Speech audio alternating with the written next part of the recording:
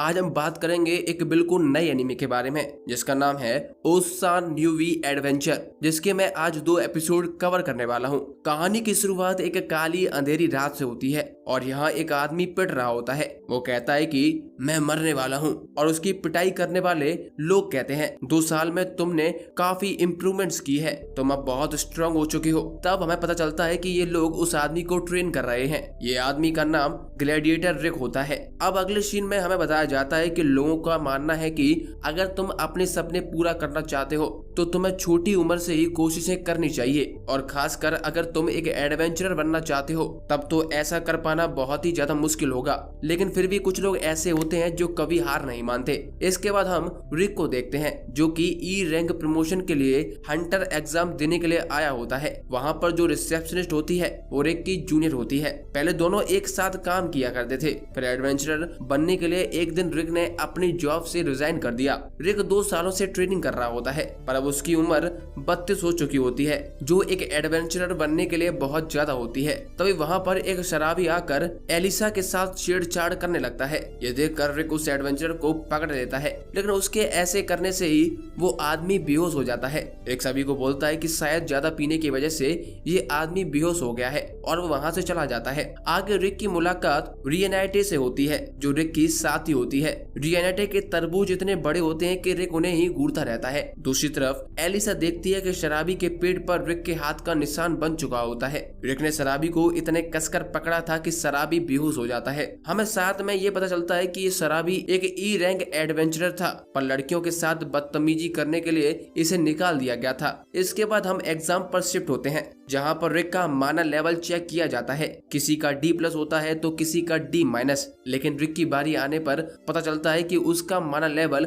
F- है। ये देखकर लोग उसका मजाक उड़ाने लगते हैं और रिक वहां से चला जाता है। लेकिन अगले ही पल में जिस क्रिस्टल बॉल से माना लेवल चेक किया जा रहा होता है वो टूट जाता है। अब इसके बाद सभी की अटैक पावर को चेक किया जाता है, जिसमें इन्हें अपनी पूरी ताकत के साथ ग्रीन स्लाइम पर हमला करना होता है। ये ग्रीन स्लाइम किसी भी तरह के अटैक को अब्सॉर्ब कर सकता है। अब यहाँ रिक अपने सीनियर एशॉर्क की बात याद करता है, चाहे तुम किसी भी हथियार या मैजिक का यूज कर लो, तुम्हारी पावर तुम्हारी बॉडी पर डिपेंड करती है। एशॉर्क ट्रेनिंग के लिए रिक को एक गोल्डन स्लाइम पर डेली 50,000 पंचेस मारने को कहता है, जिससे रिक की अटैक पावर बढ़ सके। हमें बताया जाता है कि स्लाइम डिफरेंट कलर्स की होती हैं, जिसमें ग्रीन स्लाइम सबसे लोएस्ट और गोल्डन स्लाइम सबसे स्ट्रांग होती है। अब इसके बाद एग्जाम शुरू होता है। एक एक करके सभी लोग ग्रीन स्लाइम पर अटैक कर रहे होते हैं। इनमें एक 11 साल का लड़का भी होता है जो ग्रेट डेरमुइट फैमिली से होता है। इसका नाम फ्रीड होता है। हमें बताया जाता है कि इसकी मैजिक पावर C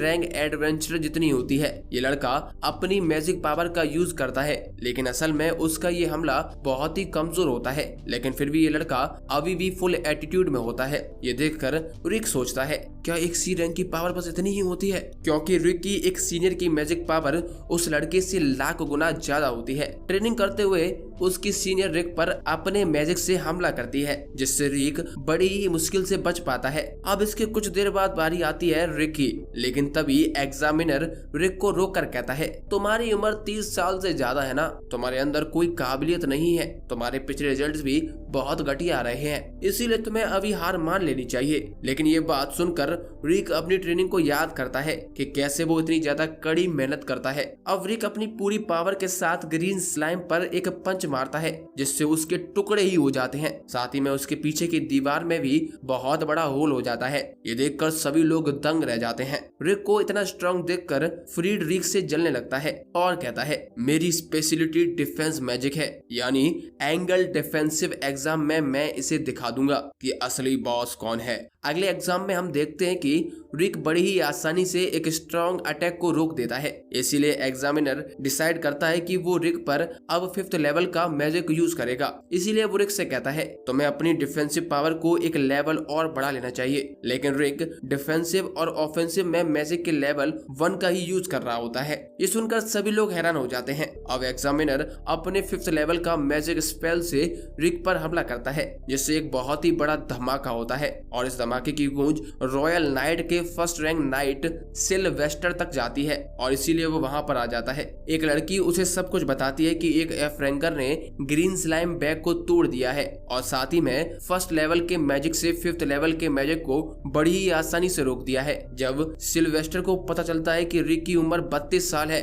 और उसने 14 सालों तक रिसेप्शनिस्ट का काम किया है, तो ये सुनकर सिल्वेस्टर हैरान रह जाता है। अगला राउंड रिटन टेस्ट का होता है। रिक को खुद पर पूरा यकीन होता है कि वो अपने रिटन टेस्ट में 100 स्कोर करेगा, लेकिन रिक प्रैक्टिकल एग्जाम को लेकर अभी भी परेशान रहता है क्योंकि उसकी मानर रैंक F- है। रिक ये सब सोच ही रहा होता है, तभी उसके पास फ्रीड आ जाता है। फ्रीड रिक से कहता है, मैं इस एग्जाम में अपनी ताकत दिखाकर शो ऑफ करना चाहता था, लेकिन तुमने सारा काम खराब कर दिया। इसके बाद फ्रीड रोने लगता है। तभी यहाँ पर एंट्री लेती है फ्रीड की बड़ी बहन, इसका नाम एंजेलिका होता है। फ्रीड एंजेलिका से कहता है, ये बुड्ढा मुझे बहुत परेशान कर रहा है। ये बात सुनकर रिक चिल्लाकर कहता है, मैं बुड्ढा नहीं हूँ। लेकिन तभी एंजेलिका कहती है, तुमने मेरे भाई को रुलाया बुड्ढे। इसके बाद एंजेलिका रिक की तरफ अपना ग्लव फेंकती है और उससे लड़ाई के लिए चैलेंज करती है। रिक उसका ग्लव उठाकर कहता है, तुम्हें इस तरीके से अपने कपड़े गंदे नहीं करने चाहिए। तुम क्या जानो कपड़े धोना कितना मुश्किल होता है। लेकिन तभी रियनेटे उसे बताती है कि ग्लव को उठाने का मतलब है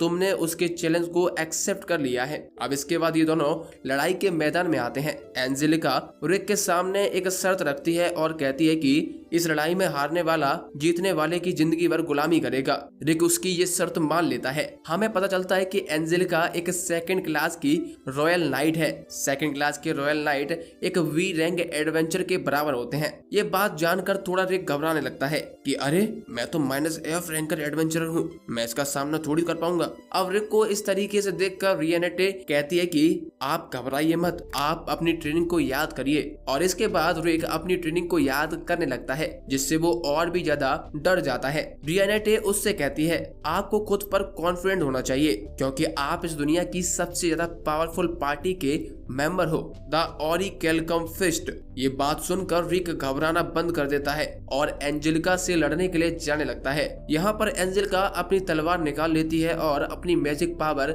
अपनी स्वॉर्ड में डाल देती है। इसके बाद एंजेलिका बिजली की रफ्तार के साथ रिक पर हमला कर देती है। एंजेलिका के हमला इतना ज्यादा तेज होता है, इस हमले से पीछे का दरवाजा पूरा कट जाता है। एंजेलिका कहती है, पिछले हमले में मैंने बस तुम्हें एक नमूना दिखाया था, लेकिन इस बार तुम्हारा खेल खत्म हो जाएगा बेटे। और वो फिर से बिजली की रफ्तार के साथ रिक पर हमला करने के लिए आ जाती है, लेकिन रिक को एंजेलिका बहुत ही ज्यादा स्लो दिखाई दे रही होती है। ये देखकर रिक हैरान हो जाता है और बड़ी ही आसानी से उसके हमले को डॉज कर देता है। ये देखकर एंजेलिका भी हैरान हो जाती है। वो कहती है, तुम शायद इस हमले से गलती से बच गई, लेकिन अब ऐसा नहीं होगा। वो फिर से रिक पर हमला करने के लिए जाती है, लेकिन रिक को फिर से एंजेलिका काफी स्लो आती हुई दिखाई देती है। तभी अचानक से एंजेलिका का पैर एक पत्थर से टकरा जाता है, जिससे वो बहुत तेज घूमते हुए रिक की ओर जाने लगती है। इससे एंजेलिका की स्पीड बहुत तेज हो जाती है। रिक उससे बचते हुए सोचता है कि ये जरूर एंजेलिका की कोई खास टेक्निक थी, यानी ये सच में बहुत ज्यादा स्ट्रॉन्ग है और आखिर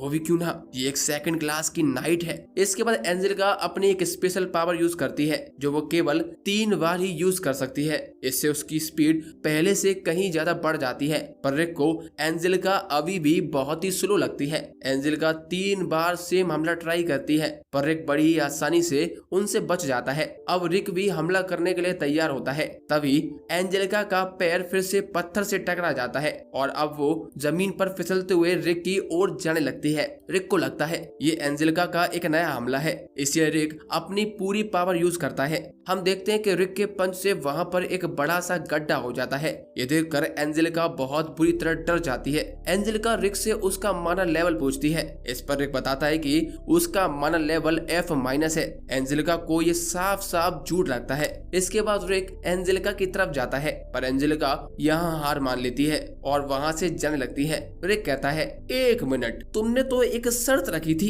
कि शायद हारने वाला जीतने वाले की जिंदगी भर गुलामी करेगा।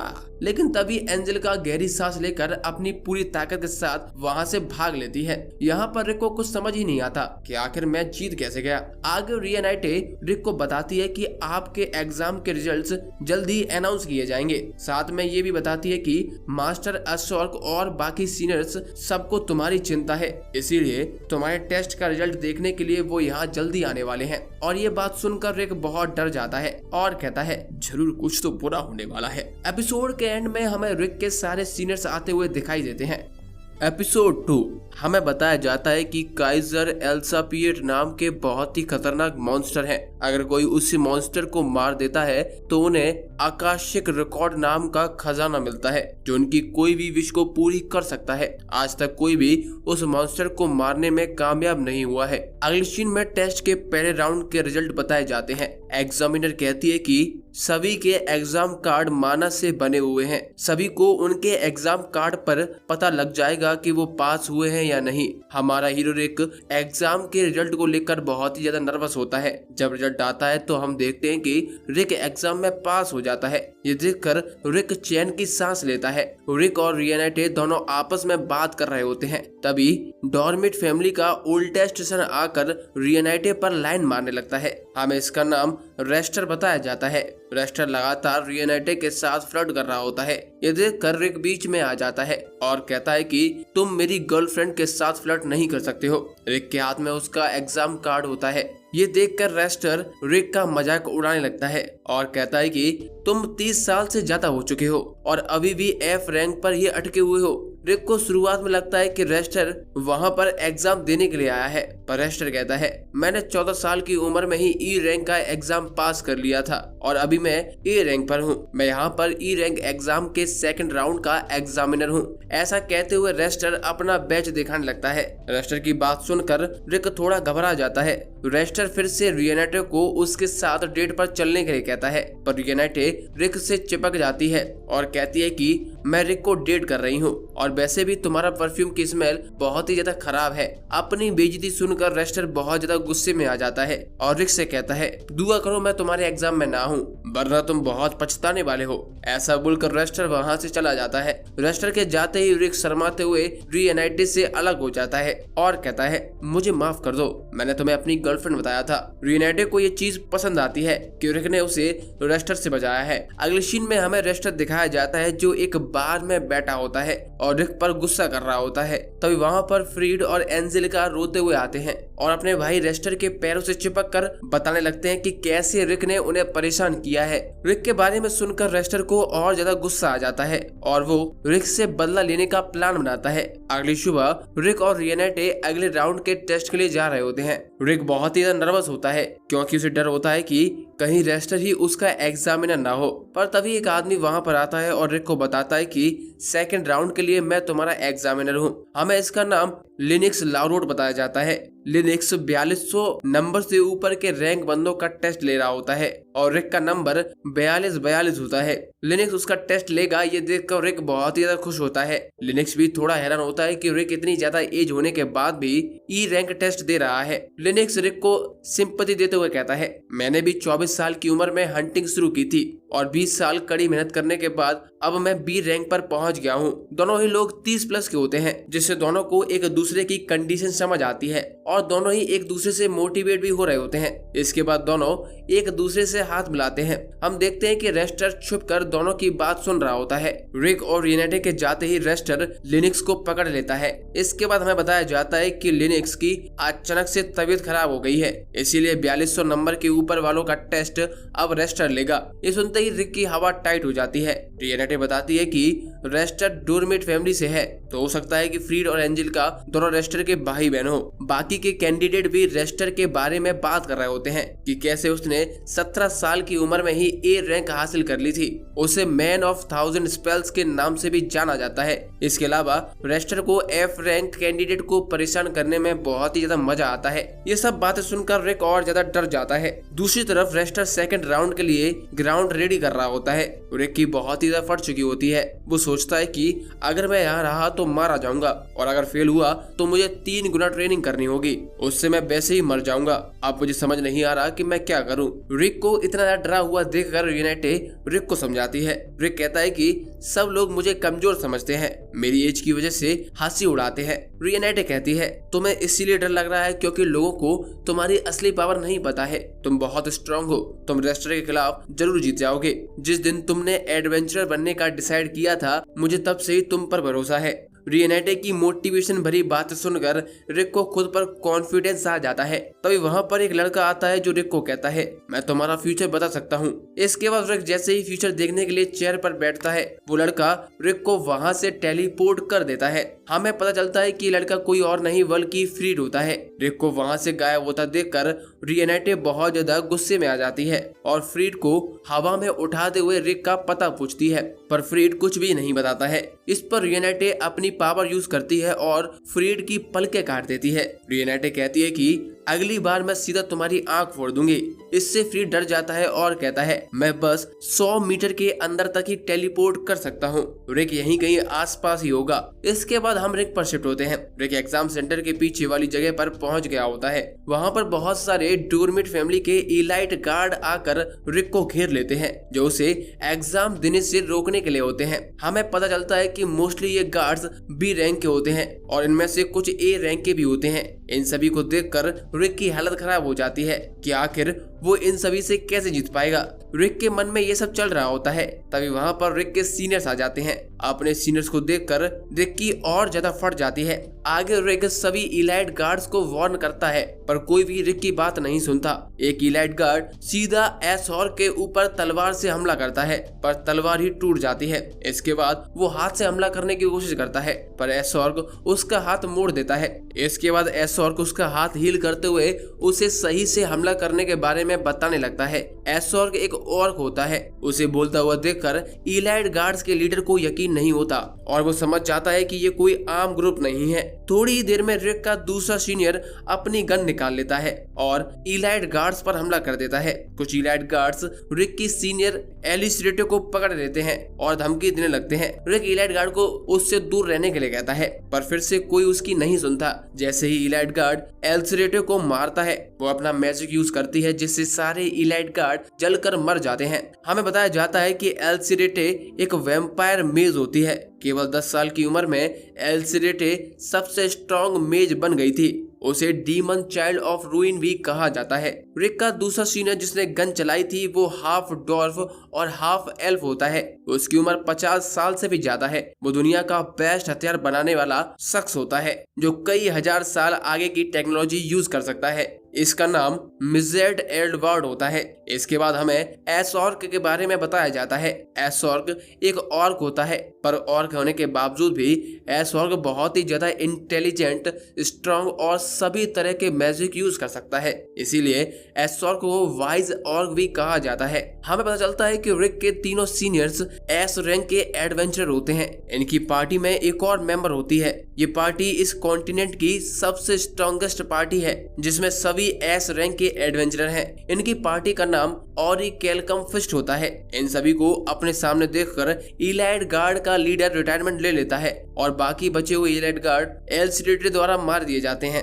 रिक भी वहां से चुपचाप अपने एग्जाम के लिए चला जाता है। इसके बाद हम रियनाटे पर शिफ्ट होते हैं। रियनाटे अभी भी फ्रीड को पकड़ते हुए उससे पूछ रही होती है। फ्रीड कहता है तुम कुछ भी कर लो, रिक अब वापस नहीं आएगा। तभी वहां पर रिक आ जाता है। रिक को सही सलामत देखकर फ्रीड बहुत ही ज्यादा चौंक जाता है। रियनाटे फ्रीड को उठाकर दूर फेंक देती है। रिक अपने टेस्ट के लिए जा ही रहा होता है। तभी वहां पर लिनक्स आ जाता है। लिनक्स की हालत खराब होती है। लिनक्स बताता है कि उसके साथ ये सब रेस्टर ने किया है। रेस्टर ने मुझसे पूछा था कि तुम्हारा ड्रीम क्या है। मैंने उसे बताया कि मैं अपने गांव जाकर स्कूल खोलना चाहता हूं जिससे बच्चे पढ़कर एडवेंचरर बन सकें। लेकिन रेस्टर ने मुझे मारना शुरू कर दिया और कहा कि एक 3rd क्लास एडवेंचर के स्टूडेंट भी 3rd क्लास ही होंगे। इसके बाद रेस्टर लिनक्स को बांध कर वहां से चला जाता है। लिनक्स रोते हुए कहता है कि मुझे माफ कर दो, शायद मैं कभी भी अपना सपना पूरा नहीं कर पाऊंगा, तो मैं भी एग्जाम से अपना नाम वापस लेना चाहिए। लिनक्स की बात सुनकर रिक बहुत ही ज्यादा मोटिवेट हो जाता है और